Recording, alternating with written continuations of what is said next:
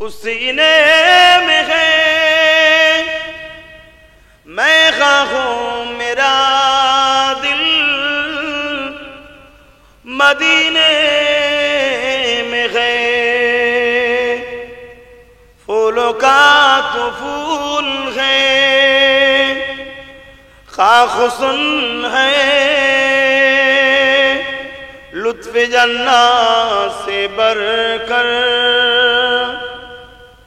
मदीने में है अल्लाहुम्मा सल्ले अला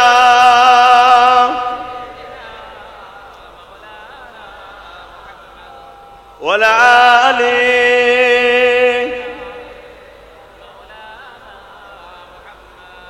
कलमे ला इलाहा इल्लल्लाह ला इलाहा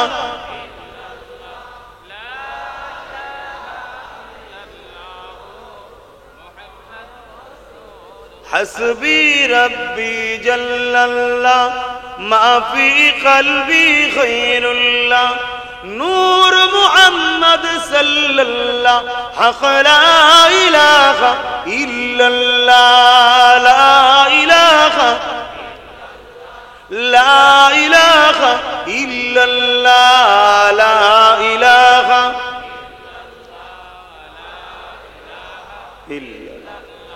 ला इलाहा इल्लल्लाह मुहम्मदुर रसूलुल्लाह अल्लाहुम्मा सल्ले अला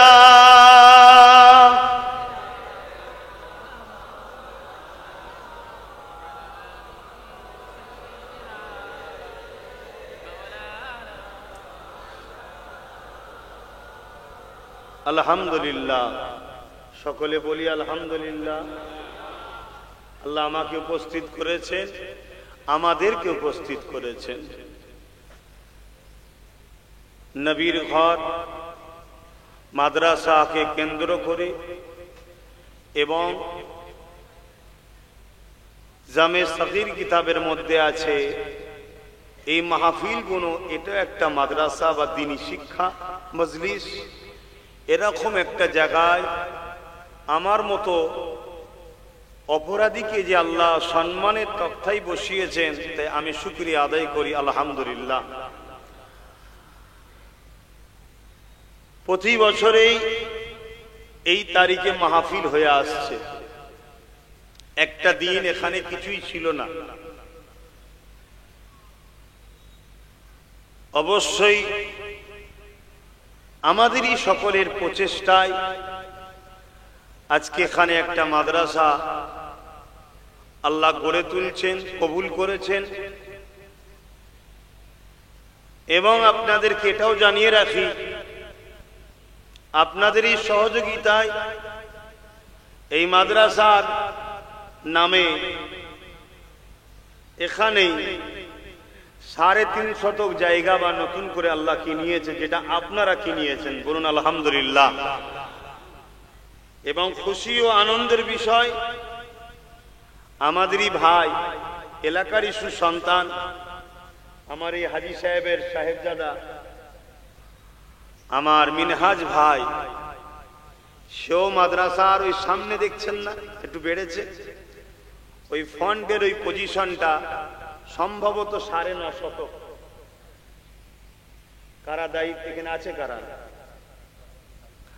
9.5 শতক জায়গা বল্লভপুর মাদ্রাসার নামে আমার এই হাজী সাহেবের সাহেবজাদা আমার মিনহাজ ভাই সে খরিদ করে দিয়েছে বলুন আলহামদুলিল্লাহ আশা রাখি এই জায়গাকে আল্লাহ কবুল করেছে না এরকম একটা ভেতরে যত দিন যাচ্ছে চারিদিক থেকে মানুষ ঝাঁকের মতো ছুটে আসছে এটা আমারও কোনো কৃতিত্ব নয় আপনাদেরও কোনো কৃতিত্ব নয় এ সব কামলিওয়ালা মদিনাওয়ালার ফয়েজ আল্লাহ কবুল করুক বলুন আমিন এটা আমার হুজুরের নজর এটা আমাদের অফিস ইনচার্জ আলাউদ্দিন সহ আরো অনেকে বলছিল যে এত কাদা পানির মধ্যে বিশেষ করে যারা প্রতিপক্ষ আছে যে কিভাবে হবে মানুষজন আসবে, কিভাবে বসবে, কিভাবে ম্যানেজ করা যাবে। আমি তো ছিলাম না, আপনারা হয়তো অনেকে জানেন।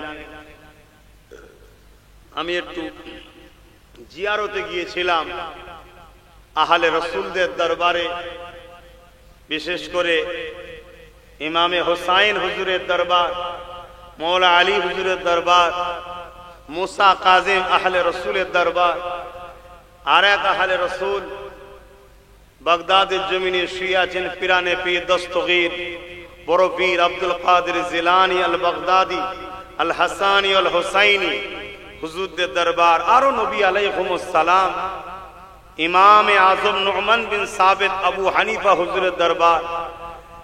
রুহানি খোরাক নিবার জন্য ওলিদের দরবারে যেতে হয়। এই বিশ্বে দ্বীন ইসলাম কায়েম হয়েছে ওলি আউলিয়াদের দ্বারা। জোরে বলুন সুবহানাল্লাহ। ইলম দুই ধরনের, আল ইলমু ইলমান, একটা জাহিরি অপরটা বাতিনি। এই পৃথিবীতে যে যা পেয়েছে ওলি আউলিয়াদের দরবার থেকে পেয়েছে। তো যাক, ও বিষয়টা আলাদা। গত পরশুদিন রাত্রিরে ভোরবেলা আমি এসেছি। গতকালকেও মাহফিল ছিল, কোনো সময় পাইনি যে কি হচ্ছে না হচ্ছে। তারপরে শুনলাম, আমি তো একা সব জায়গার দায়িত্ব নিয়ে, আমার ছোটটাও দায়িত্বে আছে, তার কাছে নাকি আলোচনা করেছে, সে বলেছে ওই দিনই হবে। কোনো কথা নাই, আমাদের লক্ষ্য আল্লাহ ও রসুলকে খুশি করার জন্য। কি আসবে না আসবে ওটা আমাদের টেনশন নাই। যিনি সবকিছু করতে পারেন তিনি বর্ষা কাদাতেও সব ব্যবস্থা করে দেবেন। আজকে দেখুন, এত পানি বর্ষা তো আপনারা হাজারো মানুষ, আল্লাহ আপনাদেরকে হাজির করিয়েছেন, বলুন সুবহানাল্লাহ। তো যাক, প্রতি বছরে আপনারা আসেন। এই ছোট ভাইটাকে কেউ ভাইয়ের মতো, কেউ বাবাজির মতো ভালোবাসেন। আপনাদেরকে নিয়েই কিন্তু এই বল্লভপুর মাদ্রাসা। আমি কোনোভাবেই তো সময় পাচ্ছি না। আজকে যদিও বা আপনাদের কাছে আসলাম, এখান থেকে আসার আগে আরেক জায়গায় গিয়েছিলাম, বসিরহাটে কটুরে ছিলাম। ওখানে দুটো চারটে ছিল, আড়াইটায় পৌঁছেছি। ওখানে তার একটু আগে পৌঁছেছি, নামাজ পড়ে আড়াইটায় উঠেছি, 4:30টায় নেমেছি। আসরের নামাজ পড়ে আপনাদের কাছে এসেছি। আমার এই বল্লভপুরের মাদ্রাসার যিনি দায়িত্বে ছিলেন, আমার চাচাজি, আল্লাহর হওয়ালায় তো চলে গেছে, 2 বছর হয়ে গেল। আজকে দায়িত্বও পড়ে এবং মানবতাও বলে। এই দিনটা সেই মানুষটা সে বসে থাকতো, খাটাখাটনি করত, নবীর ঘরকে ভালোবেসেছে। রসুলকে যে ভালোবাসে সেই তো নবীর ঘরকে ভালোবাসবে। আমারও দায়িত্ব বা মানবতাও বলে কমসে কম তার কবরের কাছে একটু দাঁড়ানো দরকার। তাই এবং পানি হয়ে সব ডুবে গেছে চারিদিক, আবার ঘুরে সেই বুড়ির হাট খোলা হয়ে আপনাদের কাছে এসেছি। সংক্ষেপ সময় 2 কথা বলবো। এবং আমি চেয়েছিলাম আব্বাজান হুজুরকে দিয়ে আখির দোয়া করাবো, কিন্তু আমি চাইছি মুরব্বী মানুষ, তিনি এতটা রাস্তা আবার যাবে, আর বেশি রাত তো হয় না, সব খাটাখাটনি মানুষ, তাই তো নাকি? যদি বেশি রাত করি বসে থাকবে মুখের দিকে তাকিয়ে, কিন্তু রোজ খাটে রোজ খায়, কাল বড় কষ্ট হয়ে যাবে। দুনিয়াও দরকার, আখিরাতও দরকার। কেন আল্লাহ শিখিয়েছে, রব্বানা আতিনা ফিদ দুনিয়া হাসানাতাও ওয়া ফিল আখিরাতি হাসানা। ধর্ম দিনের শিক্ষাও দরকার, আর দুনিয়ায় রুজি রুটিরও দরকার। তাই নিয়ত তো করেছি 10টার মধ্যে দোয়া করে, এবং কিছু তাবারুকের ব্যবস্থা আমার এলাকার বাপ ভাই মা বোনেরা করে, সেটাও আপনাদের কাছে পেশ করা হবে ইনশাআল্লাহ। তো আসুন এখন সংক্ষেপ সময় একটা বিষয়ের উপর আলোচনা করি, যে আলোচনা আজকের দিনে বড় গুরুত্ব, বড় প্রয়োজন। সেই বিষয়টা হলো, আজ আমরা বড় মুসিবতের মধ্যে আছি। তাম বিশ্বের যেদিকেই তাকাচ্ছি, সবার কাছে যেন আজকে আমরা ঘৃণার পাত্র হয়ে উঠেছি। সবার কাছে আমরা যেন বোঝা হয়ে গেছি। সবার কাছে আমরা যেন লাঞ্ছিত, অপমানিত হয়ে উঠছি। সবার কাছে আজ আমাদের যেন কোনো মূল্য নাই। সবাই যেন চারিদিক থেকে আমাদেরকে নুচে নুচে খাবার যেন একটা চেষ্টা করছে। এ বিষয়ে নূর নবী দয়ার নবী ১৫০০ বছর আগে বলে গেছেন, কুরবান যাক আমিনার লালের কদমে আমাদের জানমাল কুরবান হয়ে যাক। বলুন আল্লাহুম্মা আমিন। নবী আমার বলেছেন, একটা সময় আসবে যেভাবে প্লেটে খাদ্য থাকলে ওই খাদ্যকে আহারের জন্য একদল পশু ঝাঁপিয়ে পড়ে, একটা দিন আসবে কিছু মানবরূপী আমার উম্মতের উপরে ঝাঁপিয়ে পড়বে, তাদেরকে নুচে নুচে ছিঁড়ে খাওয়ার জন্য। সাহাবা হুজুররা জিজ্ঞেস করলেন, ইয়া রাসূলুল্লাহ, হাবিবাল্লাহ, এর কারণ কি হবে? তারা কি তখন কমজোর হবে, কম হবে?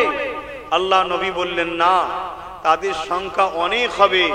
হুজুর, তারপরেও তারা এই বেউজ্জতি হবে কেন? রাসূল বললেন, দুটো কারণ। নাম্বার 1 কারণ, তারা দুনিয়াদার লোভী হবে। নিজের সঙ্গে মিলিয়ে দেখুন। দ্বিতীয় নম্বর, তারা আল্লাহকে ভয় করা ছেড়ে দিয়ে দুনিয়ার তাগুতি শক্তিকে ভয় করতে চাইবে, ভয় করতে থাকবে। এই দুই কারণের জন্য তাদেরকে নুচে নুচে খাবার জন্য দুনিয়ায় এক শ্রেণী মানবরূপী পশুরা আগিয়ে আসবে। আজকে সেই মুসিবত আমাদের উপরে চলছে না চলে না? এটা আওয়াজ দেবেন। চলছে। কখনো মাদ্রাসার নামে অপপ্রচার, মসজিদের নামে অপপ্রচার, কখনো কোরআনের বিরুদ্ধে, কখনো আল্লাহর বিরুদ্ধে, নানান দিক দিয়ে সর্বসময় আমরাই যেন হাইলাইটে হয়ে আছি সব সময়। এই মুসিবত, এটা একটা বালা। এ সম্বন্ধে আপনাদের কাছে আমি সংক্ষেপে একটা কথা বলি। হযরত ইমামে গজ্জালী রাহমাতুল্লাহ আলাইহি তিনি বলছেন, এ আমার নবীর উম্মতেরা, যখন তোমাদের উপরে কোনো বালা আসবে, মুসিবত আসবে, বিপদ আসবে, সেটা সংসার জীবনে হোক, কারবার জীবনে হোক, রাষ্ট্রীয় জীবনে হোক, কোন দিক দিয়ে তোমরা যখন মুসিবত বিপদে পড়বে, তোমরা এই মুসিবত বিপদ থেকে উদ্ধার হওয়ার জন্য তোমাদের দায়িত্ব হবে রাসূলুল্লাহর সঙ্গে মহব্বতের সম্পর্ক বাড়ানো। জোরে বলুন সুবহানাল্লাহ। আর একটু খুশিয়ে বলা যাবে না সুবহানাল্লাহ? তাহলে এই মুসিবতের থেকে বাঁচার পরিত্রাণ কি, বাঁচার রাস্তা কি? হুজুরের সঙ্গে মহব্বত বাড়ানো। আমাদের মহব্বত হুজুরের সঙ্গে কমছে না বেড়েছে? কমে যাচ্ছে। এজন্যই তো বিপদে পড়ছি। এ থেকে বাঁচার উপায় হুজুরের সঙ্গে মহব্বত বাড়ানো। হযরতে ইমামে গজ্জালী হুজুর, জিনার কদমের কাছে আল্লাহ শুকর আমাকে আল্লাহ নিজে দাঁড় করিয়েছিলেন, জগৎ বিখ্যাত ইলমে মারিফাতের সাগর ছিলেন। জোরে বলুন সুবহানাল্লাহ। দুনিয়ায় আমার নবীর উম্মত হয়ে এসেছেন, কিন্তু দুনিয়ায় আমার নবীর উম্মত হয়ে আসার অনেক আগে মুসা আলাইহিস সালামের যখন পিরিয়ড চলছিল দুনিয়াতে, ইমাম গজ্জালী হুজুর দুনিয়ায় এসে মুসা নবীর সঙ্গে রূহের জগৎ থেকে এসে কথা কালাম সালাম বলার আল্লাহ সুযোগ দিয়েছিলেন। জোরে বলুন সুবহানাল্লাহ। কত বড় পাওয়ারফুল ব্যক্তি বুঝতে পারছেন? তিনি বলছেন, নবীর সঙ্গে প্রেম বাড়াও, এই মুসিবত থেকে আল্লাহ তোমাদের উদ্ধার করবে। তাহলে আমাদের প্রেম বাড়াতে হবে না হবে না? এটা আওয়াজ দিন, হারাতে হবে না হবে না? তিনার অনুসারী মুরিদরা জিজ্ঞেস করছেন, হুজুর এই প্রেম বাড়াতে গেলে কি করতে লাগবে? ইমামে গজ্জালী হুজুর বললেন দুটো কথা। একটা হলো দরুদ বেশি বেশি করে পড়ো। জোরে বলুন সুবহানাল্লাহ। আমরা তো দরুদ পড়তে চাই না। বলুন, মাহফিল ছাড়া এমনি সময় কজন মানুষ দরুদ পড়ে? বলে একটা মাহফিলের বাহানায় ওসিলাতে তবু আমরা দরুদ পড়ি। তাও কি বারবার বলতে হয়, বাবা পড়, জোরে জোরে পড়, জোরে জোরে পড়। অনেকবার বলার পরে তাও যদি একটু জবান খোলে, হাই রে আমার নবীর উম্মত, হায় আমার ভাইরা, আজ আমরা কত ধ্বংস হয়ে গেলাম এই দুনিয়ার লোভ লালসায়। আজ আমাদের মুখ থেকে দরুদ আল্লাহ কেড়ে নিচ্ছে। এর চেয়ে বড় ধ্বংস লজ্জা কি আছে যে আমাদের জবানটা দরুদ বেরোচ্ছে না? ভয় করুন আল্লাহকে, নিজেকে চিনতে শিখুন। কাল সূর্য উঠবে, আমি উঠবো, কোনো গ্যারান্টি নাই। আপনি উঠবেন, কোনো গ্যারান্টি নাই। তাহলে এক নম্বর কি বললো?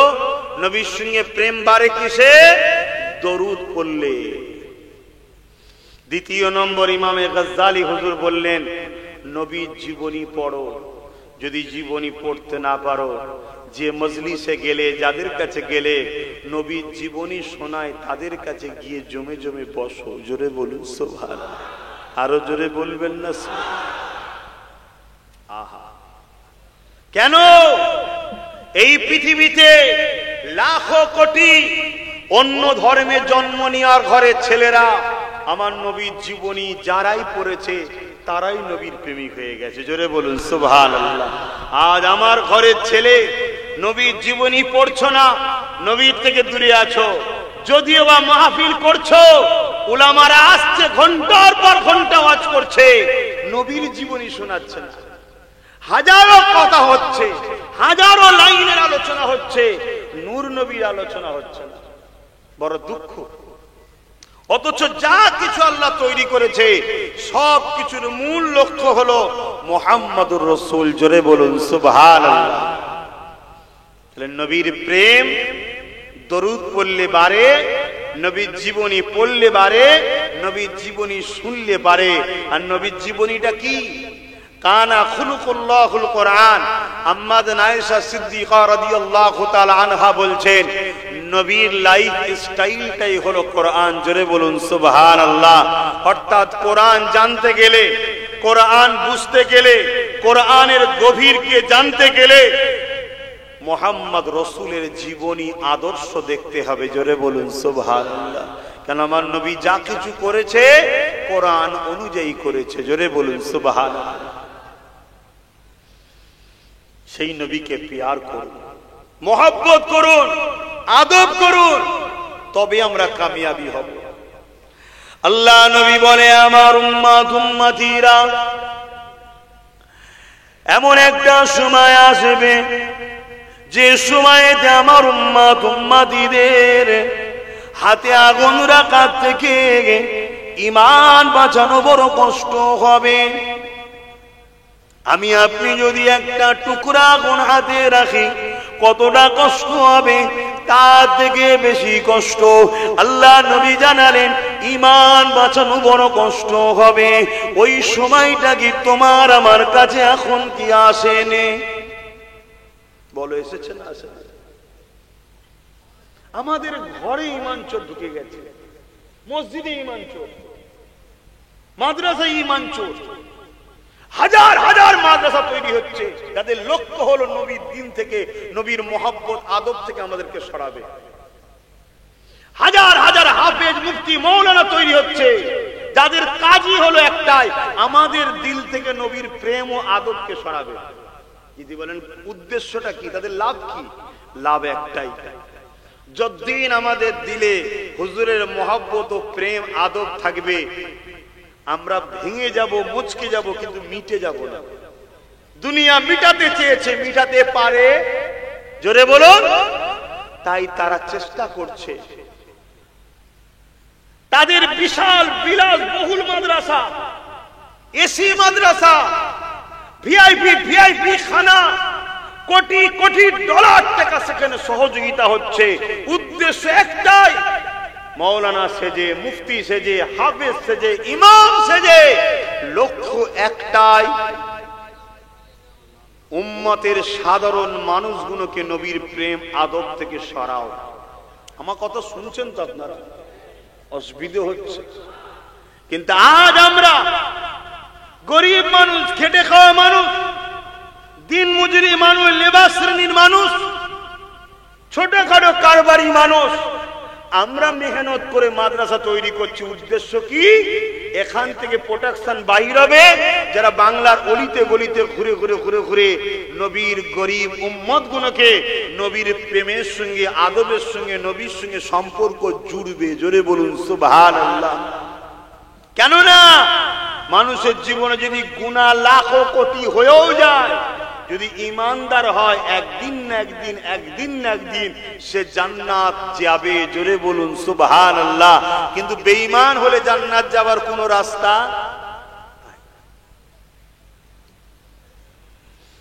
আহারে, যে নবী আমার সারাটা জীবন তোমার আমার জন্য কেঁদেছেন,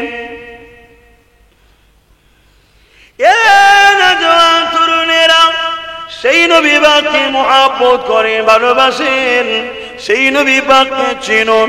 কেননা নবীকে যদি চিনতে না পারি, রাসূলের গুরুত্ব মাকাম সম্মান যদি না জানতে পারি, হাজারো মসজিদ মাদ্রাসা বানিয়ে, হাজারো নামাজ রোজা করে, হাজারো হজ করে, দাড়ি টুপি রেখে নাজাত কোনোদিন পাওয়া যাবে না।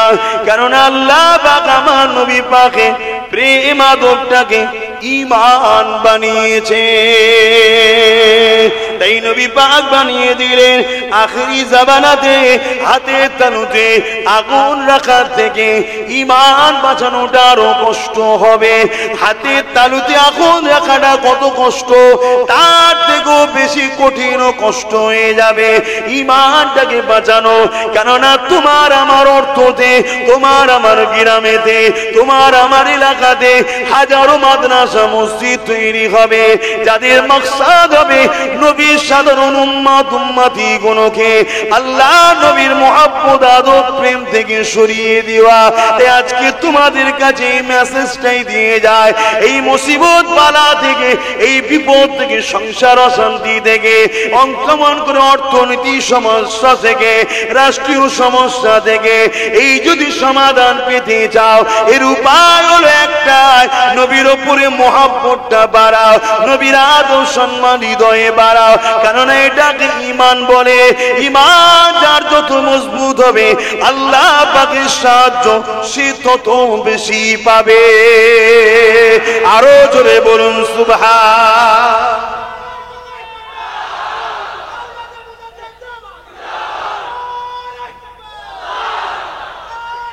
আল্লাহ। তাহলে একদিকে গুস্তাখে রাসূলরা, একদিকে গুস্তাখে রাসূলরা বিদেশি অর্থ দিয়ে হাজারো মসজিদ মাদ্রাসা তৈরি করছে, আর আমরা যারা রাসূলকে ভালোবাসি আমাদেরও কম্পিটিশন করে, আমাদেরও প্রোটেকশন তৈরি করে, তাদেরকে জবাব দিবার জন্য কারখানার দরকার আছে না না? জোরে বলবেন। আর এর বিনিময়ে আমরা আখিরাতে জান্নাতের আল্লাহর কাছে আশা রাখবো। জোরে বলুন ইনশাআল্লাহ। সেই কাজ করতে আমরা বসেছি, তাই তো নাকি?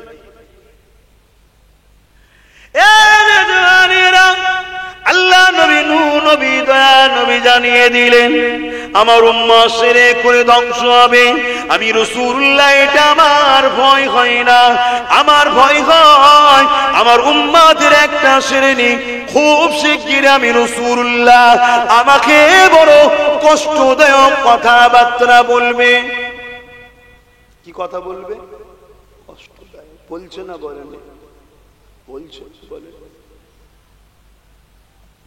মুসলমানের ছেলে মেয়েরা, তরুণেরা সমাজে এমন কথা বলে, আলেম সুরাতে, মুফতি সুরাতে, বড় বড় শিক্ষিত স্কলারের সুরাতে, এরা আমার রাসূলুল্লাহকে আমাদের মতো মানুষ বলে বেড়ায়। এটা কি আমার রাসূলুল্লাহকে কষ্ট দেওয়ার কথা নয়? তাহলে আমার নবীর ভবিষ্যৎ মানে মিলছে না মেলে? অসুবিধা হচ্ছে আপনাদের, একটু জেনে রাখুন। আমি এতটুকু জানি, সাদা মাটা মানুষ, যদি ঈমান টালিয়ে যেতে পারি জান্নাত নিশ্চিন্তায় রয়েছে। জোরে বলুন সুবহানাল্লাহ। আর ঈমান যদি নিজেতে না পারি, ও নবীর বংশ জন্ম নিয়েছি, দাদা হুজুরের আওলাদ, অমুকের সন, ওসব কিচ্ছু দাম নেই, কিচ্ছু কাজে লাগবে না। শুনছেন তো? ঈমানটা প্রথম বাঁচান। আর ঈমান নবীর প্রেম আদবের ব্যাপার। যার দিলে যত প্রেম বেশি তার ঈমানের ক্ষমতাও তত বেশি। ভাইরা, নওজোয়ান তরুণেরা, আপনারা নওজোয়ানেরা, আল্লাহ নবী নূহ নবী দয়া নবীর ঘোষণা আজকে মিলে যাচ্ছে।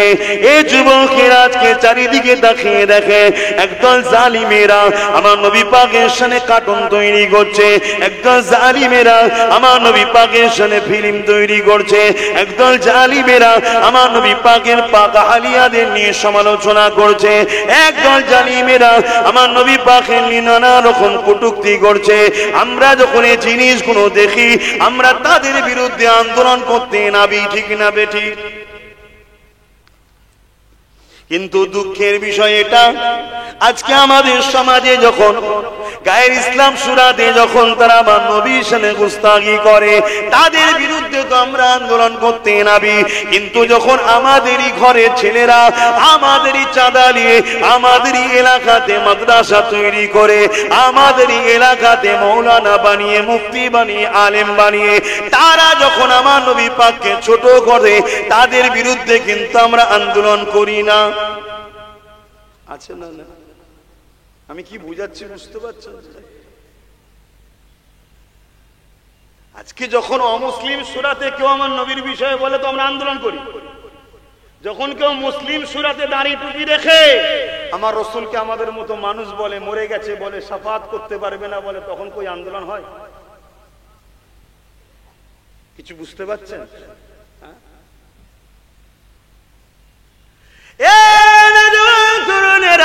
এখনো তো তাদের দেওয়া প্রোটেকশন কোটি কোটি টাকা যারা খরচ করছে, তারা তো দেখে নিতে চাইছে কিভাবে তৈরি করা হয়েছে। তাই তারা তখন বারবার মাঝে মাঝে ঠোকর দিয়ে দেখে যে আমরা অর্থ ব্যয় করলাম, আমাদের জন্য কতটা এরা কাজ করছে। দেখুন এই যুবকের আজকে সমাজে এমনও মানুষ রয়েছে আমার নবী পাককে নিরক্ষর বলতে চায়, আমার নবী পাক লিখতে পড়তে জানতো না বলতে চায়, আমার নবী পাককে এক কথায় মূর্খ বলতে চায়। মনে রাখবেন এই কথা যখন গায়ের ইসলাম কালকে বলবে মুসলমানদের নবী মূর্খ ছিল, তখন তুমি আমি তো আন্দোলন করতে নামবো। কিন্তু আজকে মুসলিম সূরাতে মুখে দাঁড়িয়ে রেখে মাথায় টুপি দিয়ে আজকের বক্তা যখন কথা বলে বেড়ায়, তখন তোমার আমার তো আন্দোলন হয় না। নবীর প্রেম আদবেকে বলে না, নবীর বিষয়ে এমন কথা বলতে হবে যে কথা যেন আমাদেরকে বেঈমান না বানিয়ে দেয়। কারণ আল্লাহ পাক আমার নবী পাককে এত তাজিম এত সম্মান দিয়েছে, আমার নবী পাকের প্রতিটা সেকেন্ডে মুহূর্তে মুহূর্তে আমার আল্লাহ নবী পাকের শান মর্যাদাকে খোদ নিজে বাড়াতেছে। আমি আপনি নামাজ পড়ি, আমি আপনি রোজা রাখি, আমি আপনি হজ করি, আমি আপনি দান খায়রাত করি, আমার আল্লাহ পাক তো নামাজ রোজা হজ যাকাত করে না। তাহলে আল্লাহ পাক কি করে? ইমাম বুখারী জানিয়ে দিতে লেগেছে ইন্নাল্লাহা ওয়া মালাইকাতাহু, এই আয়াতের তাফসীরে বলতে লেগেছে নিশ্চয়ই আল্লাহ পাক তিনার হাবিবের উপর দরুদ সালাম পাঠায়। এর মানে হলো আল্লাহ পাক আসমানি জগতে একটা মাহফিল বানায়, ওই মাহফিলে ফেরেশতাদেরকে দাওয়াত দেওয়া হয়, ফেরেশতারা ওই মাহফিলে হাজির হয়। আমার আল্লাহ পাক ফেরেশতাদের সামনে কুদরতি ভাবে তিনি খিতাব করতে থাকে, আলোচনা করতে থাকে। ওই আলোচনার বিষয়টা হলো আমার নবী পাকের শান মর্যাদার আলোচনা হয়। অর্থাৎ আমার নবী পাকের শান মর্যাদা আল্লাহ ফেরেশতাদের সামনে বাড়াতে থাকে। আরো জোরে বলুন সুবহান।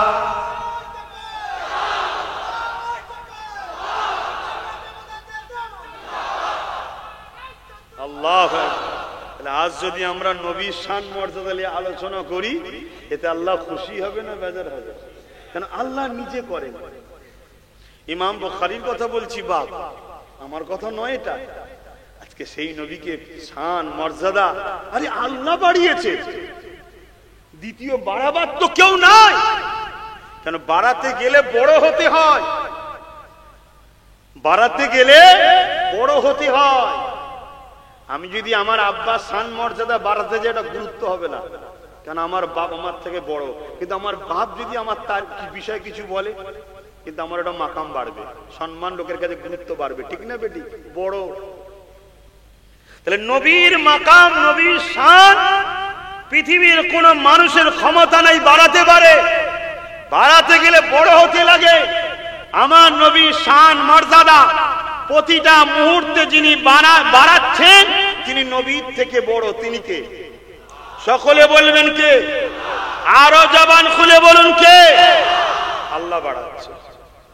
আর আজকে আমি যদি বলি সেই নবী রাখাল ছিল, নাউযুবিল্লাহ, আমি যদি বলি সেই রাসূল নিরক্ষর ছিল, আমি যদি বলি সেই রাসূল মরে গেছে, তাহলে এরকম আলেম মুফতি মাওলানা বানিয়ে আপনাদের কোনো লাভ হবে? কি চলছে সমাজে বুঝছেন? কি চলছে? তারাই সর্বসময় দেখবেন সমালোচনা করে আহলে সুন্নাত ওয়াল জামাত, নবীর প্রেমিকদের প্রতিষ্ঠানগুলোর সমালোচনা করে। কেন? যাতে করে এগুলো উঠতে না পারে, এদের লক্ষ্য এটা। এরপরও আপনাদেরকে সাধুবাদ জানাই, ধন্যবাদ জানাই যে আল্লাহ আপনাদেরকে হিদায়েতের আলো আজও দিয়েছে, যে এত বর্ষা পানির পরও কাদা ভর্তি এলাকার চাষবাসী মানুষ আপনারা, এরপরও আপনারা হাজার হাজার মানুষ আজকে এই বল্লভপুর মাদ্রাসার উন্নতির জন্য ছুটে এসেছেন। এ থেকে আশা রাখা যায় আল্লাহ আপনাদের আখিরাতও ভালাই রেখেছে। বলুন ইনশাআল্লাহ। আরো জোরে বলবেন না ইনশাআল্লাহ? কেন এই সময়টা বড় কঠিন সময়। এখন ভালো রাস্তায় থাকা বড় কঠিন ব্যাপার বাপ। এখন ছলে বলে কলে কৌশলে বড় জুব্বা, বড় দাড়ি, বড় পাগড়ি, বড় তসবি দিয়েও আমাদের ঈমান চুরি করছে। বড় বড় স্কলার সেজে ঈমান চুরি করে নিচ্ছে। এরপরও যে আল্লাহ আপনাদের ঘরে সঠিক রাস্তায় রেখেছে, এতে আপনারা খুশি না বেজার? তাহলে আরো একবার বলতে লাগবে না আলহামদুলিল্লাহ? High high high. যে নবী আমার সারাটা জীবন তোমার আমার জন্য কেঁদেছে, এ যুবকেরা, বাপেরা, মায়েরা, একবার কি মনে পড়ে না কাদের সঙ্গে উঠা বসা করব, কাদের সঙ্গে মিশবো, কাদের কাজে যাব, কাদের আলোচনায় বসবো, যাদের জবান থেকে যারা পরিমাণ আমার নবীর শানে গুস্তাগির গন্ধ পাওয়া যাবে, আমার নবীর শানে বদবু খারাপির ভাষা পাওয়া যাবে, তাদের থেকে দূরে সরে থাকা, এটাই তো প্রেমীদের বৈশিষ্ট্য হবে। ঠিক না বেটি? সারাটা জীবন যে নবী আমার কেঁদেছেন, এমনও দিন যায়নি, এমনও রাত যায়নি আল্লাহ নবী তোমার আমার জন্য কাঁদেনে।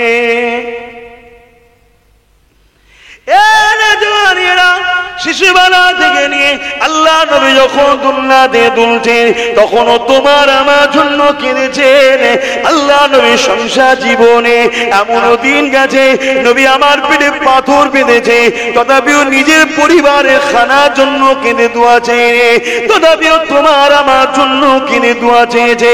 আল্লাহ নবীর জীবনে এমনও দিন গেছে ইমামে হাসান হোসেন হুজুরগণ তিনারা ক্ষুধার্ত রয়েছে, এই দেখে নবী আমার শ্রবণ করেছে, তথাপিও তিনি কেঁদে কখনো দোয়া চাইনি।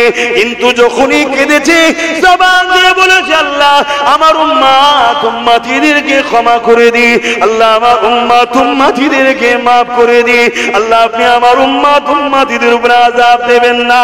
আল্লাহ নবীর পুরো জীবনটা দেখলে নবী আমার তখনই কেঁদেছে, উম্মাত উম্মাতির জন্য কেঁদেছে। একদিনের কথা, নবী আমার আল্লাহ পাকের কাবা শরীফ তওয়াফ করতে গেলে, ওই কাবা তওয়াফ করতে করতে নবী আমার কাবার সামনে সিজদায় পড়ে গিয়ে চোখের পানি ফেলে কাঁদে। আল্লাহ পাক জিবরাইলকে জানিয়ে দিলে, এ জিবরাইল জলদি করে যান, আমার হাবিব কেন কাঁদে জিজ্ঞাসা করে। আল্লাহ তো সবই জানে, জিবরাইলকে জানাতে চেয়েছে। এই আল্লাহ পাক জিবরাইলকে পাঠালে, জিবরাইল চলে এসে আল্লাহ নবীকে সালাম দিয়ে বলতে লাগলে, ইয়া রাসূলুল্লাহ, হাবিবাল্লাহ, হুজুর আপনি কেন কাঁদেন? আল্লাহ পাক জিজ্ঞাসা করেছে। আল্লাহ নবী মাথা তুলে বলল, জিবরাইল রে, আমি কেন কাঁদি আল্লাহ সব জানে। যখন তোমাকেও জানাতে চেয়েছি, জিবরাইল শোনো, আল্লাহ পাককে জানিয়ে দেন আমি রাসূলুল্লাহ এই জন্য কাঁদি। অন্যান্য নবীর উম্মাত উম্মাতিরা তারা অন্যায় করার জন্য, নবীর নাফরমানি কাজ করার জন্য আল্লাহ তাদের উপরে আযাব গজব দিয়ে ধ্বংস করে দিয়েছে। যেমন সাত জাতিকে ধ্বংস করেছে, এমন করে সামুদ জাতিকে ধ্বংস করেছে। আমার উম্মাত উম্মাতিরাও আমি রাসূলুল্লাহ আমার নাফরমানি করে বেড়াবে, আল্লাহ যেন তাদের উপরে আযাব গজব দিয়ে তাদেরকে ধ্বংস না করে দেয়। আমি রাসূলুল্লাহ আমার উম্মাত উম্মাতির নাজাতের জন্য কাঁদতেছি। আরো জোরে বলুন সুবহান।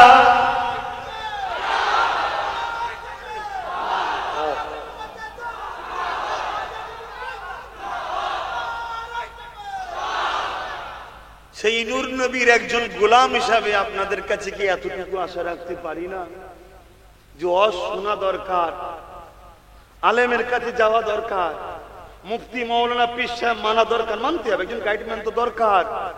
কিন্তু যার কাছে যাবেন একবার দেখবেন না আমি বলছি না যে আব্বাস ছাড়া অন্য কারো কাছে যেও না, আরে বাদ দাও, দরকার হয় আব্বাসকে, আব্বাসকে বাদ দাও। এ মাদ্রাসা কি করে চলবে, মসজিদ কি করে চলবে? জিনার ঘর তিনি যথেষ্ট চালাতে পারে। আরে আমি তো শুধু চেষ্টা করছি, আমি তো চেষ্টা করছি, চালাচ্ছে আমি নাকি? অত সহজ, অত সহজ। জিনার ঘর তিনি যথেষ্ট। জানেন না কাবাকে ভাঙতে এসেছিল আব্রাহা বাদশাহ, নবীর দাদু কি বলেছিল? এই জানেন না? জানেন না? এইদিকে দেখুন, বড় দুঃখ তো আজকে, বড় আফসোস, যে মুখে নবীর কলেমা পড়ো, যে মুখে বলো নবীর উম্মত আমি, যে মুখে বলো নবীকে ভালোবাসি, সেই উম্মত হয়ে কাদের সঙ্গে উঠে বসা করো, কাদের কাছে যাও, কাদের সঙ্গে দল করো, কাদেরকে সহযোগিতা করো, একটু আমাদেরকে ভাবার দরকার আছে না? না, একটু ভাবেন। আমি আপনাদেরকে চেষ্টা করছি, আমার মিশন আপনাদের ঘরে নবীর সঙ্গে জুড়ার চেষ্টা করছি, চেষ্টা করছি। আমি আমার লাইফে যেটাই করেছি উদ্দেশ্য কিন্তু আমার রাসূল নবী পর্যন্ত পৌঁছাবার চেষ্টা। আর নবীর পর্যন্ত যে পৌঁছেছে, নবী তাকে খাজা গরিবের নওয়াজ বানিয়েছে, গৌসুল আজম বানিয়েছে, মুজাদ্দিদ আল সানি বানিয়েছে, ফুরফুরা আবু বকর বানিয়েছে, হাত্তাকে সাহাবা সাহাবিয়া বানিয়েছে। জোরে বলুন সুবহানাল্লাহ। আর যারা নবীর কাছে পৌঁছতে পারবে হতভাগা আকবর হয়েছে। জানেন না মুগলে আজম ছিল, চেনেন তো, নাম শুনেছেন তো? যে নবীর কাছে পৌঁছতে পারবে সে আবু জেহেল উতবা সাইবা ধ্বংস হয়ে গেছে। তা আমি চাইছি আপনাদের সঙ্গে আমার একটা সম্পর্ক আছে, আপনাদের বাপ দাদু নানা নানি ফুফু ফুফা আত্মীয় স্বজন সব আমার মুজাদ্দেদ জামান আমার বেটা জানের মুরিদ ছিল। তারা অস্বীকার করতে পারবেন? আওয়াজ দেব না, অস্বীকার করতে পারবেন? বাংলার কোন ইসলামের ঘরকে বলতে পারবেন যে ঘরে আলো আমার আবু বকর ছাড়া অন্য কারো জন্য গেছে?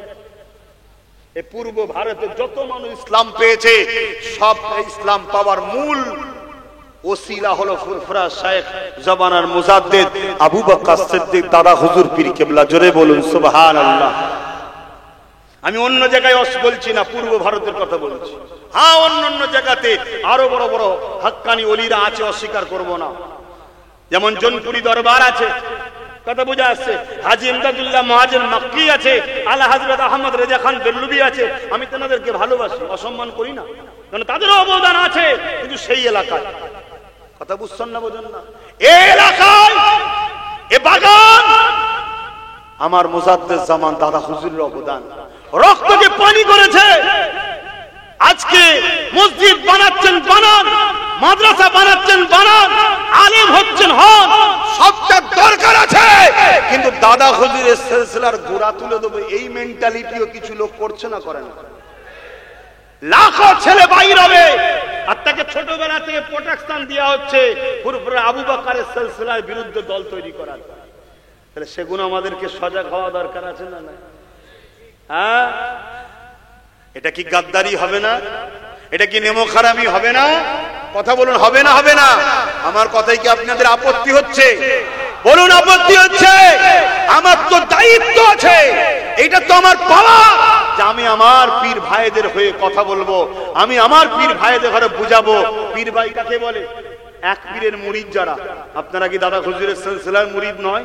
আমি কি সিলসিলার মুরিদ নয়? আমরা ভাই ভাই, একে অপরকে বুঝাবো না?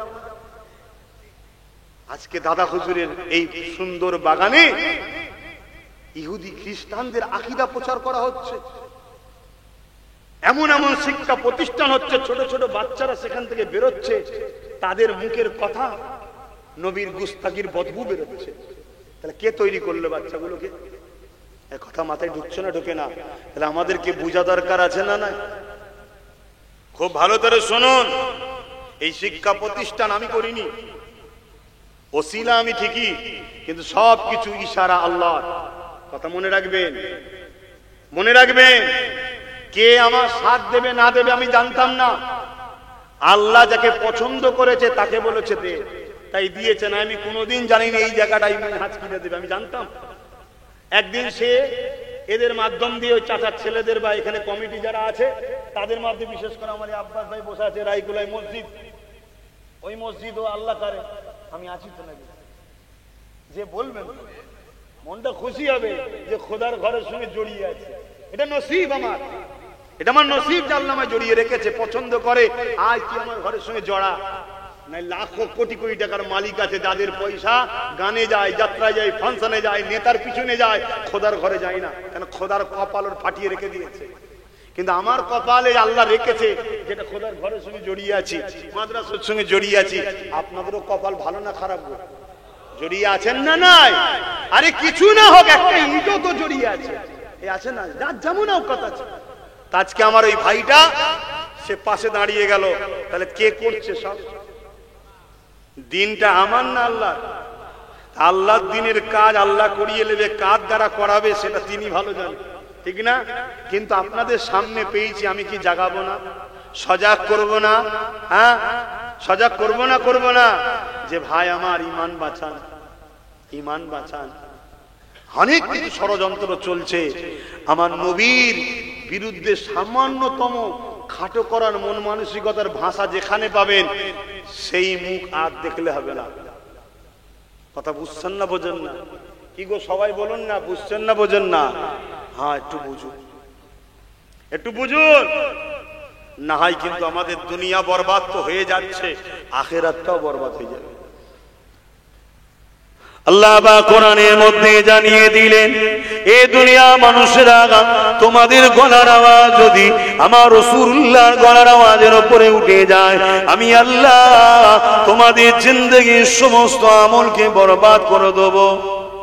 জিন্দেগি বুঝাবার জন্য বলছি, ধরুন 80 বছর বেঁচেছেন, 100টা মসজিদ বানিয়েছেন, 100টা মাদ্রাসা বানিয়েছেন, 60 বার হজ করেছেন, ধরুন এমন করে হাজারো গরিব মানুষদের বিবাহ শাদী দিয়েছেন, কিন্তু কোন একটা সময় আপনার কণ্ঠের আওয়াজ বা আপনার কণ্ঠ থেকে এমন কথা বেরিয়েছে যে কথাটা আমার রাসূলুল্লাহ শানে গুস্তাখিমূলক বা নবীর কথার আওয়াজের থেকে আওয়াজ উঠে গেছে, তাহলে আপনার জিন্দেগির সমস্ত আমলকে আল্লাহ বরবাদ করে দেবে।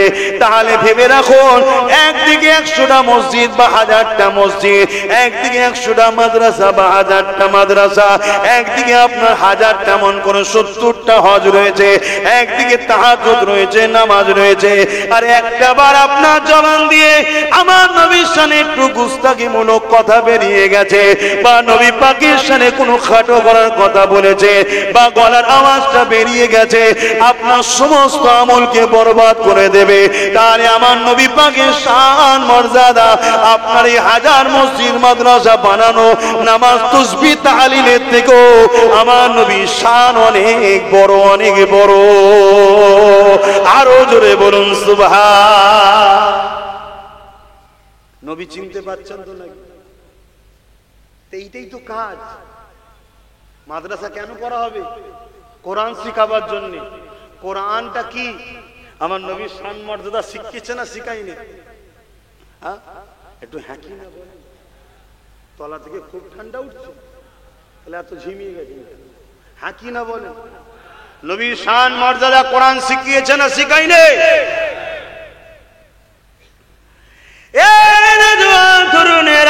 আল্লাহ জানিয়ে দিলেন, মা তাকুমুর রাসূল ফাখুযুহু ওয়া মা নাহাকুম আনহু ফান্তাহু। নবী যা আদেশ করেছে মেনে নাও, নবী যা নিষেধ করেছে ছেড়ে দাও। অর্থাৎ নবী যেটা দিয়েছে ওটাকে নিয়ে নাও, নবী যেটা ছাড়তে বলেছে ওটাকে ছেড়ে দাও। এই দুনিয়া জমিনে আব্বাস সিদ্দিককেও যদি জিন্দাবাদ বলতে হয় নবীর জন্য বলবো, আমার আব্বাকেও যদি জিন্দাবাদ বলতে হয় নবীর জন্য বলবো, ইমাম সাহেব যদি জিন্দাবাদ বলতে হয় নবীর জন্য বলবো, মুফতি মাওলানা যেই হোক না কেন সবাইকে যে সম্মান করতে হয় নবীর জন্য বলবো। কিন্তু যার মুখের ভাষা আমার নবী পাকের শানে সম্মান মর্যাদা নাই, আমার নবীকে সাধারণ মানুষের মতো ডাকে, তাকে কখনো সম্মান করলে নবীর জন্য করা হতে পারে না। সমস্ত মসজিদ মাদ্রাসাতে দান করব, নবীর জন্য করব, আল্লাহর জন্য করব। কিন্তু যে মসজিদ মাদ্রাসা থেকে আমার নবীর পক্ষে নয়, নবী পাকের বিরুদ্ধে বসে প্রশিক্ষণ দেওয়া হয়, সেখানে দান করে কখনো আমরা আল্লাহ ও নবীর পক্ষে আছে বলতে পারি না। এটা তোমার আমার বরবাদ হয়ে যাবে। শুধু দুনিয়া জমিন বরবাদ নয়, আখিরাত বরবাদ হবে। এবং শুধু তোমার বরবাদ নয়, তোমার প্রচেষ্টাতে এমন বীজ দুনিয়ায় রোপণ করে যাচ্ছ, ও যতদিন দুনিয়া জমিনে থাকবে তোমার আমার মতো সাধারণ হাজার হাজার মানুষের ঈমানকে চুরি করবে। এই আলেম বানাতে হবে, হাফেজ বানাতে হবে, মুফতি বানাতে হবে, কিন্তু ওই আলেম ওই হাফেজ বানাওনি যারা হাফেজ আলেম হয়ে নবীর দুশমন তৈরি হবে। কেন? তারা যদি হয় সমাজের মানুষকে ঈমান থেকে নষ্ট করে ফেলবে। এর থেকে তো আলেম উলামা না বানানোটা ভালো। কমসে কম তারা বেঈমান তো বানাতে পারবে না। কেন? সাধারণ লোকের কথা সমাজ শোনে না। হ্যাঁ, যদি কেউ সহযোগিতা করে ওই আলেম বানায়, ওই মুফতি মাওলানা বানায়, যারা দুনিয়ার জমিনে যতদিন থাকবে দুনিয়ার মানুষকে নবীর দিকে ডাকবে, নবী নবী নবী নবী শোনাবে, নবীর কদমে নিয়ে যেতে চাইবে, ওই আলেম হাফেজদের কত সম্মান শোনো। আল্লাহ নবী জানিয়ে দিলে যারা হাফেজ হাক্কানি হবে, আমি রাসূলুল্লাহ আমার পক্ষে হবে।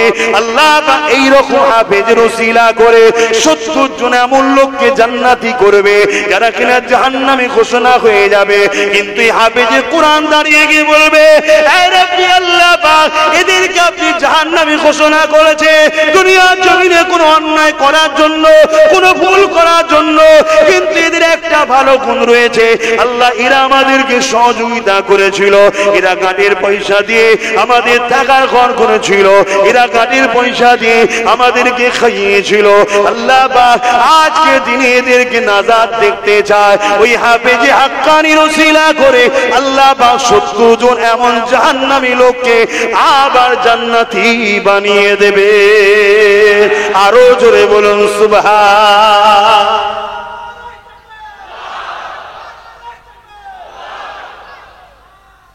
আল্লাহু আকবার। হাফেজ আলেম দরকার আছে না? এক কথা বলছেন না তো? আপনি হতে পারেন, কিন্তু আপনার চেষ্টায় যদি দুটো ছেলে হাফেজ হয়, কিয়ামত দিন আপনাকে নেবে না? 70 জন জাহান্নামীকে যদি ঘুরিয়ে নিয়ে আসে, আপনি নেবে না? যদি বিশ্বাস থাকে আপনারা কামিয়াবি, আপনার বেটাও কামিয়াবি। যদি বিশ্বাস থাকে নবীর হাদিসের উপরে, শুনছেন না? শোনেন না? আল্লাহ আমাদেরকে ভালোবাসে না বাসে না? আমরা একটা হলেও ইট দিয়েছি না দিইনি? সামান্য হলেও দিয়েছি না দিই না? সামান্যটা কিন্তু এমন জায়গায় দিয়েছি, এটা অনেক বড় আল্লাহ করে দিয়েছে। জোরে বলুন সুবহানাল্লাহ। এটা তো হাফেজের কথা বললাম, আলেমের কথা শুনবেন না? আলেমের সম্মান কত শুনবেন না? আল্লাহ নবী জানিয়ে দিলেন, কিয়ামতের দিনে যখন জান্নাতীরা জান্নাতে চলে যাবে, জাহান্নামীরা জাহান্নামে চলে যাবে, আল্লাহ পাকের একজন আলেম বান্দা তারা এইভাবে দাঁড়িয়ে রয়ে যাবে। আর এক রাতের মধ্যে আছে আল্লাহ পাক 3 শ্রেণীর মানুষকে বেহিসাব জান্নাতি দেবে। এক শ্রেণী হলো যারা আল্লাহর রাহে নিজের জানকে কুরবান করেছে, শহীদের মরণ হয়েছে, আল্লাহ তাদেরকে বেহিসাব জান্নাতি বানাবে। আর এক শ্রেণী হলো যারা আলেমদের ঘরে সহযোগিতা করে দ্বীনের জ্ঞানের সুব্যবস্থা করে দিয়েছে, আল্লাহ তাদেরকেও বেহিসাব জান্নাতি করবে। আর এক শ্রেণী হলো যারা আলেমে হাক্কানি। আলেমে হাক্কানি কাদেরকে বলে? বুঝাবার জন্য বলে দিয়ে যায়, যাদের হৃদয়ে দেখবেন মুখ খুললে নবীর পক্ষে কথা বেরো।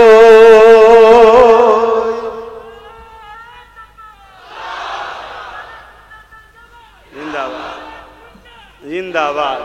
শোনেন, এই যে আমরা সোনা চেক করার জন্য একটা পাথর নিই না, কি পাথর বলে? কোষ্টি পাথর। আচ্ছা, সোনা চেক করার জন্য এই যে কোষ্টি পাথর ছাড়া অন্য পাথর নেই, আমরা ঠকবো না ঠকবো না? জোরে বলেন। কেন? অন্য পাথরে সোনা চেক করা অরিজিনাল না অরিজিনাল নয় চিনা যাবে না। অরিজিনাল না অরিজিনাল নয় চিনতে গেলে কি পাথর দরকার? কোষ্টি পাথর দরকার, তাই তো নাকি?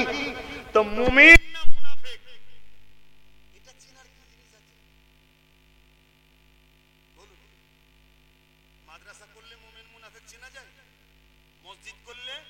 হ্যাঁ, এইটাকে চিনতে গেলে মুহাম্মদ রাসূল দ্বারা টেস্ট করতে হয়। জোরে বলুন সুবহানাল্লাহ। তাহলে আলেমে হাক্কানি না আলেমে হাক্কানি নয়, সাধারণ মানুষ জানার জন্য বলে যায় ফলো করুন ওয়াইজিনদের ঘরে, ফলো করুন ইমামদের ঘরে, ফলো করুন মুফতিকে, ফলো করুন পীর সাহেব পীরজাদাকে, কাউকে বাদ দিতে বলছি না। হাতটাকে আমাকেও ফলো করুন।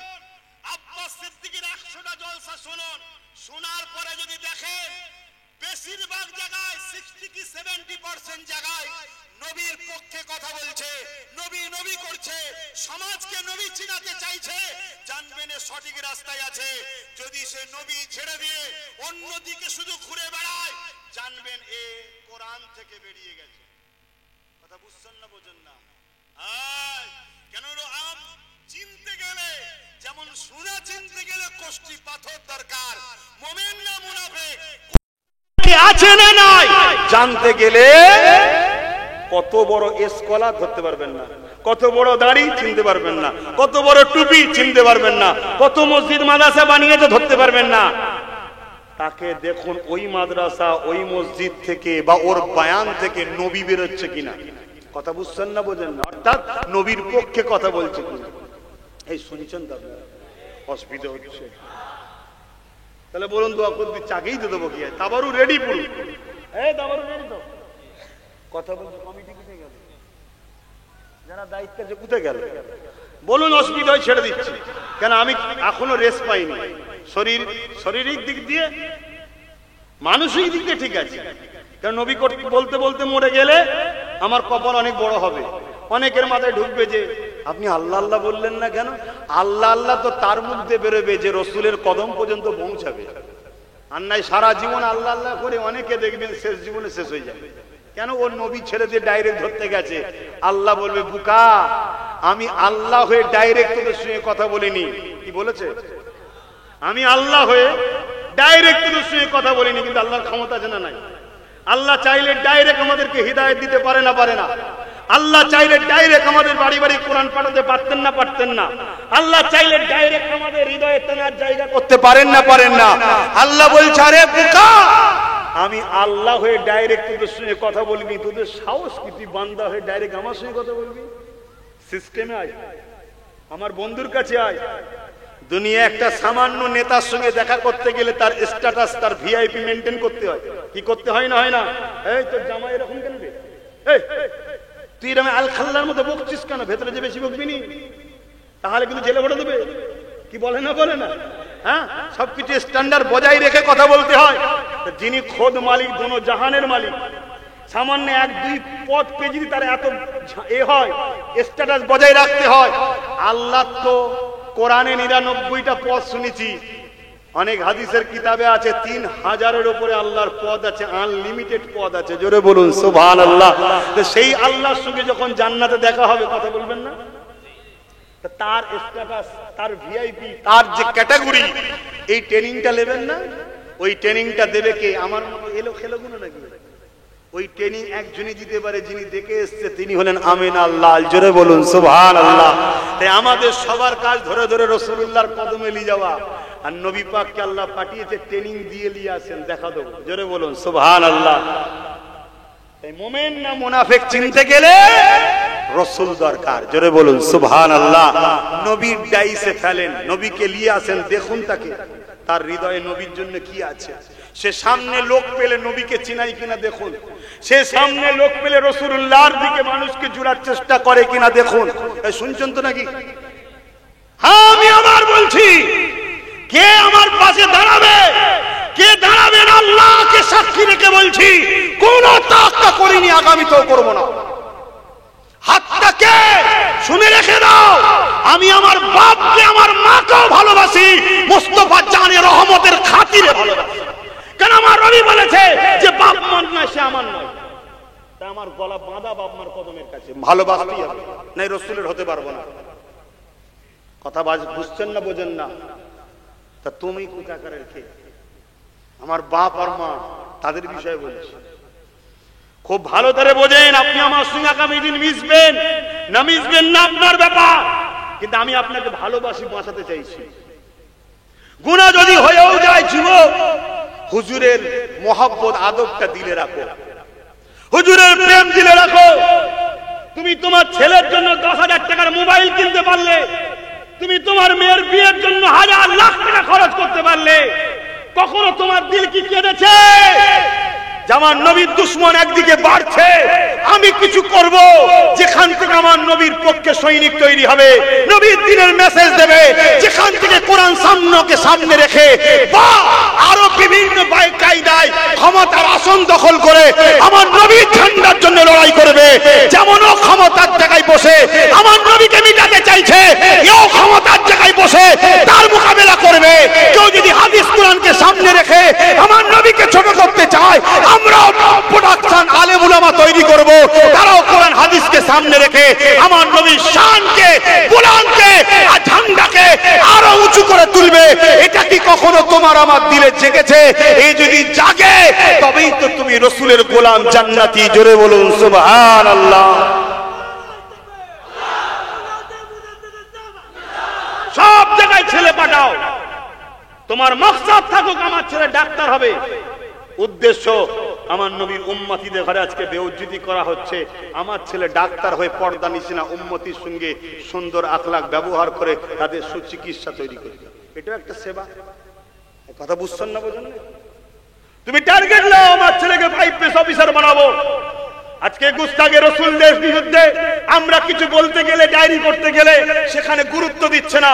আমার ছেলে ওখানে পাঠাবো, আমার ছেলের কাছে যখন যে কাগজ জমা পড়বে গুস্তাখে রাসূলের বিরুদ্ধে, সে সঙ্গে সঙ্গে স্টেপ নেবে, এমন ছেলে তৈরি করবে। ওটা একটা খেদমত না? খেদমত না। তুমি তৈরি করো, নিজেদের ছেলেদের ঘরে ভালো ভালো জায়গায় পৌঁছাবার চেষ্টা করো।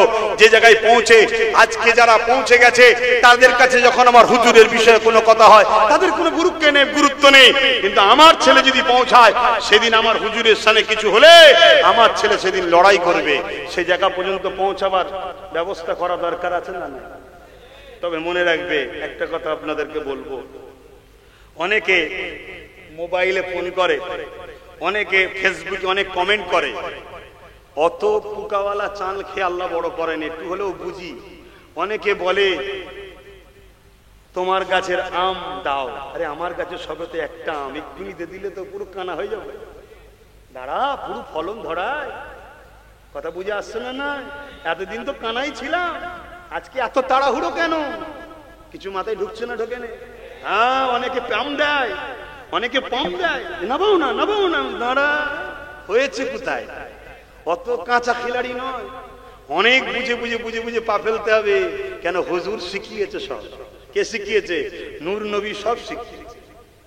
কেন? আজ দুটো ছেলেকে বাঁচাতে যাব, দুটো ছেলে হয়তো বেঁচে যাবে, আমার ছেলেটা মরেও যাবে। শুনছেন না? শোনেন না? কিন্তু কাল 2 কোটি ছেলেকে বাঁচাবার দিন আসছে। এখন থেকে আমার ছেলেকে আরো শক্তিশালী করে তুলি, 2 কোটি টাকা থেকে বাঁচাতে পারে। কথা মাথায় ঢুকছে না? ঢোকে নেই? তুমি বুঝবে না বা? আমি তোমার কথা বলছি নি, যারা পাম দিচ্ছে তাদের কথা বলছি। তুমি বুঝবেন, অনেক বুঝি। তাই আমি প্রায় জায়গায় বলি, আলোচনাকারী সমালোচনাকারী থাকবে। তুমি যদি আমার সমালোচনাকারী হও, এ শুনি বা ভিড় করোনি, দূরে থাকো। আর যদি বলো যে না সমালোচনাকারী নয়, প্রেমিক মানুষ, তাহলে সব কথা জানতেও লাগে না, সব কথা শুনতেও লাগে না। এই এদিকে এদিকে, ওদিকে ওদিকে। কথা মাথায় ঢুকছে না? ঢোকে না? কথা মাথায় ঢুকছে তো নাকি? একটু ঢুকিয়ে রাখো। একটা কথা এলো তো একটু টাচ দিলাম, অসুবিধে হলো? অসুবিধে হলো? তাহলে নিজের মাকসাদ তৈরি করো, আমি হুজুরের গোলাম। আমাকে যদি একটা সন্তান দেয়, তাকেও গোলাম বানিয়ে যাব। সে ডাক্তার গোলাম হোক, উকিল গোলাম হোক, জজ গোলাম হোক, মৌলানা গোলাম হোক, পীর সাহেব গোলাম হোক, যে ক্যাটাগরি হোক, সে যেন গোলাম হয়। বড় ব্যবসায়ী, আপনার ছেলে বড় ব্যবসায়ী, আলহামদুলিল্লাহ, ভালো কথা, কোটি কোটি টাকার মালিক আল্লাহ করেছে। কিন্তু আপনার মাকসাদ থাক, ছেলেকে বলবো বাপ তুই আরো পতি হোস, আর যাই পতি হোস মোহাম্মদ রসুলের গোলাম হবি। তাহলে কি হবে? ওর কোটি টাকা থাকার পরে ও সব সময় চেষ্টা করবে আমার টাকায় নবীর দিনের উপকার কি হয়, এই চেষ্টা করবে না? করবে না? আর যদি না শিক্ষা দাও, ও কোটি কোটি টাকা দিয়ে মাদ্রাসার নামে কেস করবে, মসজিদের নামে কেস করবে। এই সমাজ এরকম আছে না নাই? মুসলমানের ঘরের ছেলে আছে না নাই? হ্যাঁ, কেন? প্রোটেকশন ঠিকভাবে শিক্ষা দিতে পারেনি। কিয়ামতের দিন তুমি আমি ভালো আমল করে জান্নাত যাবো ভাবছি না, কিয়ামতের দিন ছেলের জন্য বাপকে ধরবে, ছেলের জন্য বাপকে ধরবে আল্লাহ। তুমি তো নামাজ পড়েছো, রোজা রেখেছো, হজ করেছো, দাঁড়িয়ে রেখেছো, নবী নবী করেছো, তোমার ছেলেটা নবীর দুশমন হলো কেন? শিক্ষা দিয়েছিলে ছোটবেলায়? আল্লাহ নবী তাই বললেন, তোমরা তোমাদের বাচ্চাদিগকে তিনটে শিক্ষা দাও। প্রথম নম্বর হলো আল্লাহ নবীর প্রেম ও আদব। প্রথম নম্বর কি? নবীর প্রেম ও আদব।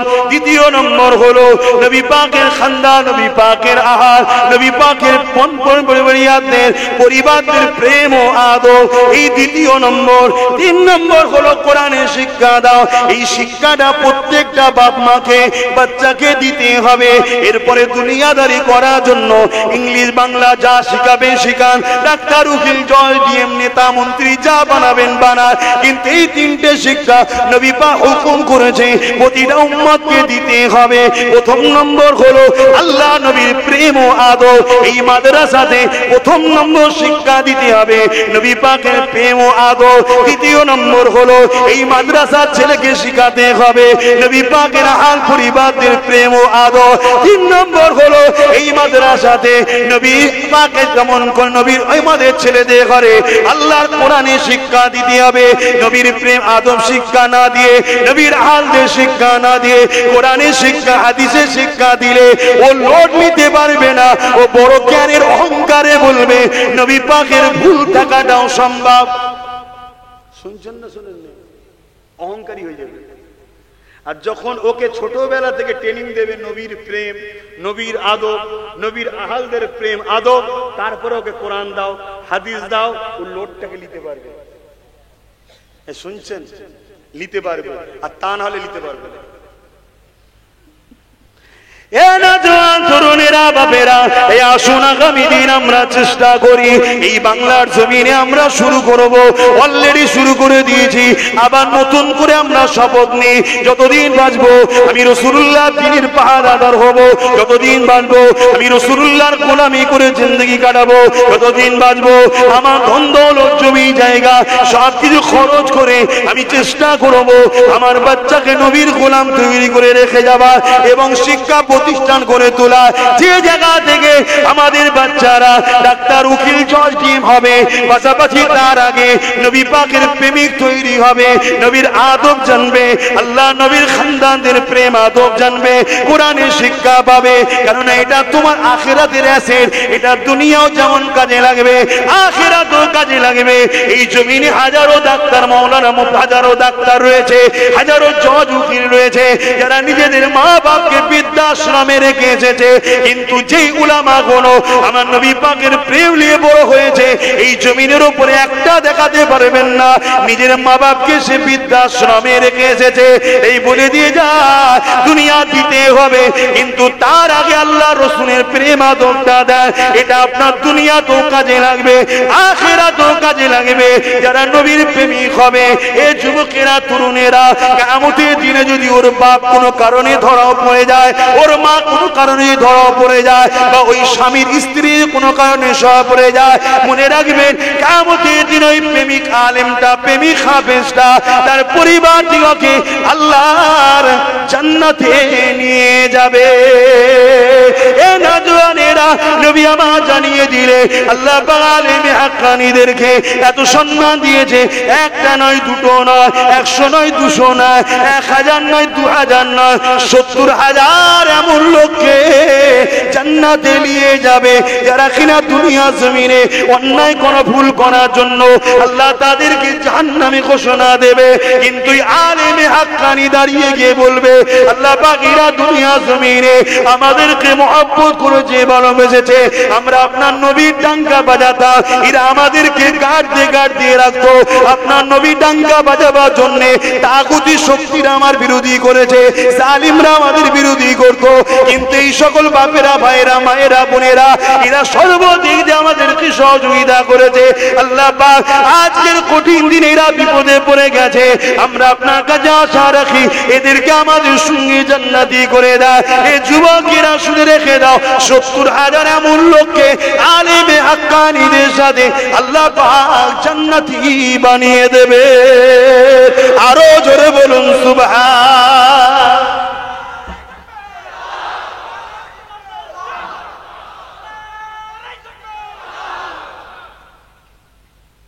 তৈরি করুন, হাফেজ বানান, আলেম বানান, দরকার আছে না নাই? কিন্তু তাদের হৃদয়ে নবীর প্রেম যেন থাকে, নবীর আদর যেন থাকে। আলেমদেরকে দাওয়াত করুন, দিন শিখুন তিনাদের কাছে বসে, কিন্তু দেখতে হবে সে রাসূলুল্লাহর প্রেমিক বক্তা, প্রেমিক আলেম, প্রেমিক পীর সাহেব, প্রেমিক আছে নাকি। যদি প্রেমিক হয় তাহলে তাদের সঙ্গে উঠা বসা করুন, লেনদেন করুন, তবেই সেটা কামিয়াবি হবে, নচেত কামিয়াবি নয়। আমি কি বুঝাচ্ছি বুঝতে পারছেন আপনারা? অসুবিধা হচ্ছে আপনাদের? তাহলে মুহাব্বতে দুরুদ আল্লাহুম্মা সাল্লি আলা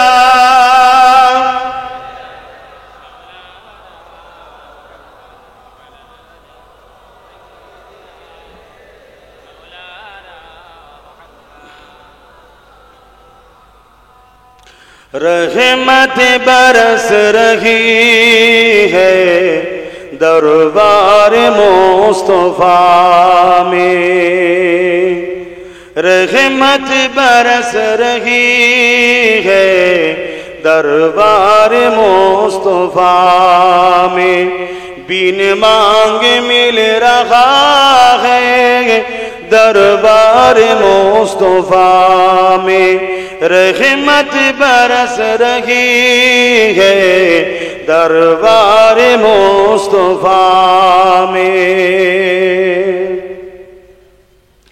उन पर दुरूद हर दम, उन पर सलाम हर दम, उन पर दुरूद हर दम, उन पर सलाम हर दम, हर एक पर रहा है दरबार मुस्तफा में, बिन मांग मिल रहा है दरबार मुस्तफा में, रहमत बरस रही है दरबार मुस्तफा में। अल्लाहुम्मा सल्ली अला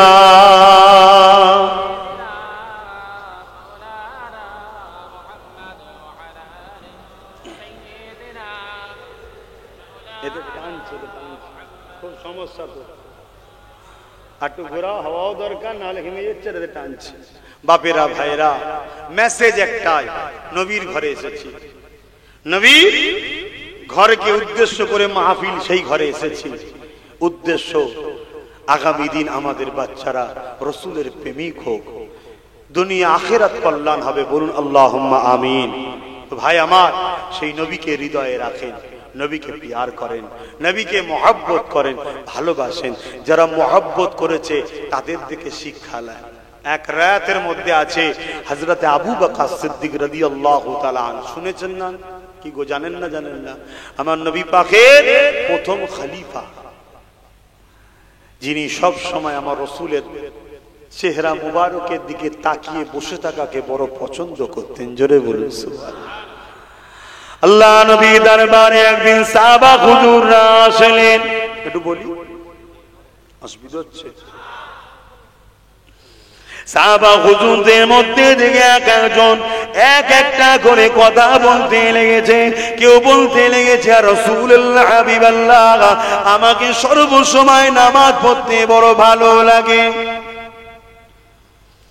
এ নওজওয়ানেরা, যারা আল্লাহ ছেড়ে দিয়ে 360টা নকল খোদাকে ধরেছিল, তাদের মুখ থেকে আজকে যখন নবী পাক শুনতে লেগেছে আমাদেরকে সর্বসময় আল্লাহকে সিজদা করতে ভালো লাগে, আমার নবী পাক কতটা না খুশি হতে লেগেছে সেই সময় একটু চিন্তা করে দেখো।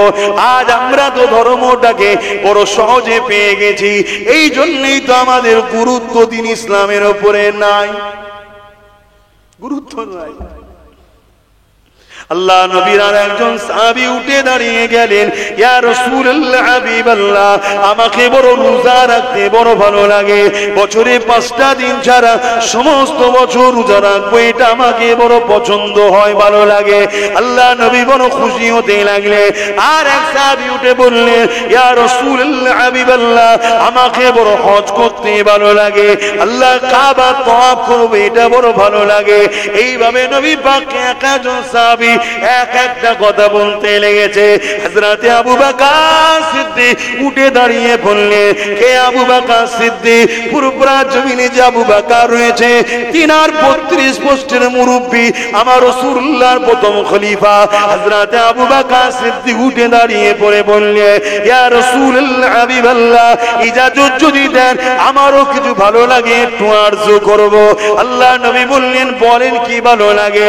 হযরতে আবু বকর সিদ্দিক বলেছিলেন, ইয়া রাসূলুল্লাহ হাবিবাল্লাহ, আমার প্রথম নম্বর ভালো লাগে, আমি সর্বসময় আপনার নূরের চেহারা দিকে তাকিয়ে তাকিয়ে দেখতে থাকবো। আরো জোরে বলুন সুবহান। আল্লাহ নবী সাহাবী হযরত আবু বকর সিদ্দিক বলতে লাগলে, দ্বিতীয় নম্বর হলো, ইয়া রাসূলুল্লাহ হাবিবাল্লাহ, আমি আপনার কদমের কাছে সারা জীবন থাকবো, সর্বসময় থাকবো, আপনার কদম থেকে যেন আমি না সরে যাই, এটা আমার বড় ভালো লাগে। আর একটা ভালো লাগে, ইয়া রাসূলুল্লাহ হাবিবাল্লাহ, আমি কষ্ট করে মেহনত করে খরচ ইনকাম করব, আর আপনি ওই টাকাকে নিজের মনে করে আল্লাহ রাস্তায় খরচ করবেন, এটা আমাকে বড় ভালো লাগে। এমনি আবু বকর সিদ্দিক হয়ে যায়নি, এমনি রাসূলুল্লাহর সাথে রওজা মুবারকে থাকার চান্স পেয়েছে, এমনি নয়।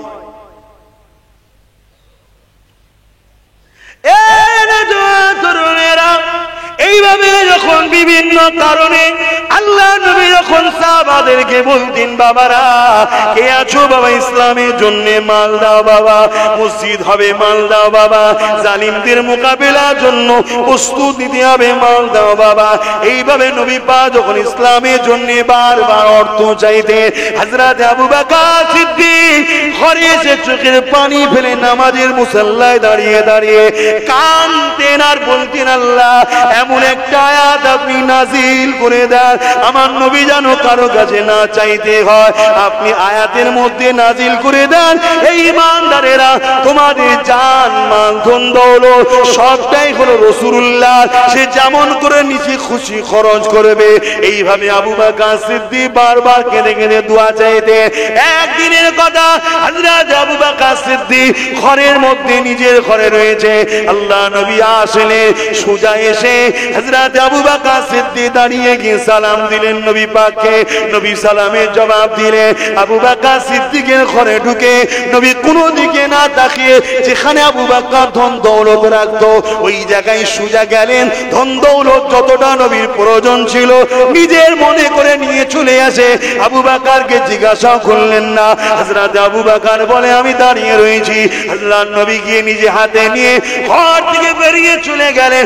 একবারও বললেন না আবু বকর লাগবে, নিয়ে যেতে লেগেছি। আল্লাহ নবী বেরিয়ে গিয়ে আবার ঘুরে এসে আবু বকরের দিকে চেয়ে মুচকে এসে বলেছিল, আবু বকর তোমার দোয়াটা আল্লাহ কবুল করে নিয়েছে। আরো জোরে বলুন সুবহান। এখন যদি আমি নেবে পকেটে হাত দিই, ঝগড়া হবে না? হবে না? মুরিদের তখন হুঁশ থাকবে না যে কি হাত দিচ্ছে। টাকা এমন জিনিস হয়ে গেছে মুরিদদের কাছে। তা বলে সবাই নয়, সবাই যদি হতো তাহলে এই পর্যন্ত গেল কি করে? এই দাদা হুজুরের মুরিদরাই করেছে তো নাকি? পুরপুরাই যে বিল্ডিং তৈরি হচ্ছে দাদা হুজুরের মুরিদরা করছে না? করে না? কথা বলছে না তো? আমি কিন্তু দোয়া করে দেবো। আমি আবার বলছি, আমি কারো কাছে বাঁধা নাই, ধরা নাই। আমি কারো সব ভালোবাসেন, ভালোবাসেন, শেয়ার করতে হবে।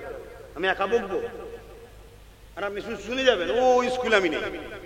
আওয়াজ দেন, এটা আপনারা করেছেন হাকি না? কিন্তু হযরত আবু বকরের প্রেম দেখছেন কেমন? শুধু বলতেন, আল্লাহ আমার নবী কেন চাই না? আপনি আয়াত নাজিল করেন যে মোমেন তোদের জানমাল টাকা পয়সা তোদের নয় নবীর। শুনছেন কি বলছে? হ্যাঁ শুনছেন তো নাকি? হ্যাঁ হযরত আবু বকরের ঘরে ঢুকলো হুজুর, যেখানে ধন দৌলত রাখে গেল, নিল, বেরিয়ে চলে যাচ্ছে। একবারে জিজ্ঞেস করেন এই লিজেছে এই কাজে লাগবে ওই কাজে লাগবে, ঘুরে এসে কিছুক্ষণ পরে মুচকে এসে বলছে আবু বকর তোমার দোয়া কবুল হয়েছে। জোরে বলুন সুবহানাল্লাহ। এক কিতাবের মধ্যে দেখছিলাম হযরত আবু বকর সিদ্দিক তখনকার সময়ে 400 কোটি টাকা নবীকে দিয়েছে। কত টাকা শুনছো কি বলছি? আমার দাদু হয়, এটা কি গর্ব নয় আমার? আচ্ছা তোমাদের দাদু নয়? মুরিদ মানে কি বাচ্চা নয়, রুহানি বাচ্চা তো নাকি? তোমাদেরও তো দাদু হয়, এটা কি তোমাদের গর্ব নয়? কত কোটি তখনকার বাজারে 400 কোটি টাকা আমার নবীর কদমে লিজে দিয়েছে হুজুর। গোলামের হাদিয়া, নজরানা, দান, নজরানা, লেন হুজুর, এসব আপনার। জোরে বলুন সুবহানাল্লাহ। আরো জোরে বলা যাবে না? এই জবান খুলে বলুন সুবহানাল্লাহ। নারী দিবে সবাই দুই হাত তুলে বলুন লাব্বাইক। আপনারা বলবেন ইয়া রাসূলুল্লাহ লাব্বাইক লাব্বাইক লাব্বাইক লাব্বাইক।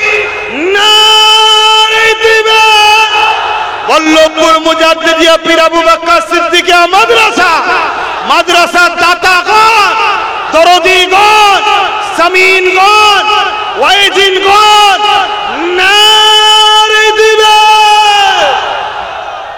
হ্যাঁ হাত নাবা। কত টাকা মনে থাকবে? মনে থাকবে?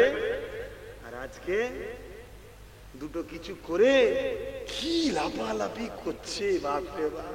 সমাজ এরকম আছে না? নাই? ছোট হয়ে যায়।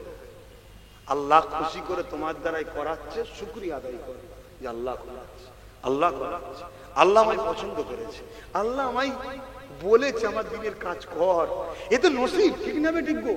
হ্যাঁ তাহলে বলুন আপনারা আল্লাহর দিনের কাজ করবেন না করবেন না? আপনারা আপনাদের সামর্থ্য মতো করবেন না করবেন না? আল্লাহকে সাক্ষী রেখে বলুন সামর্থ্য মতো দিনের কাজের সঙ্গে জড়িয়ে থাকার দরকার আছে না নাই? জোরে বলুন দরকার আছে না নাই? বিগত দিন যখন ডেকেছিলাম তখনই পাশে পেয়েছি, আগামী দিনও যখন হকের জন্য, দ্বীনের জন্য, রাসূলের জন্য, সুন্নাহর জন্য যখনই ডাকবো এই হাতগুলোকে পাশে পাবো তো নাকি? আপনারা খবরদার মনে রাখবেন, মজবুত হন, মজবুত হন। নিঃশ্বাস কাল ফুরিয়ে যাবে, সব রয়ে যাবে, সব রয়ে যাবে। কোন রকম ভাবে এ দুনিয়া থেকে কিছুই নিয়ে যেতে পারবো না, রয়ে যাবে। এই মাদ্রাসা থাকবে, আমি চলে যাব, মাদ্রাসা চলবে, আমার কবরে সওয়াব যাবে, আপনার কবরে যাবে। জুড়ে যদি থাকি, আছি না নাই জুড়ে? কথা বলুন। এই মাহফিল থেকে মাত্র 10টা লোক হাত তুলবেন টকটক করে। এই গতবারও যেমন দিচ্ছেন, আবার বলুন 10,000 করে টাকা কে কে দেবেন এই প্রতিষ্ঠানের জন্য? 10টা লোক, প্রথম কে হাত তুলে দেখি? 10টা লোক।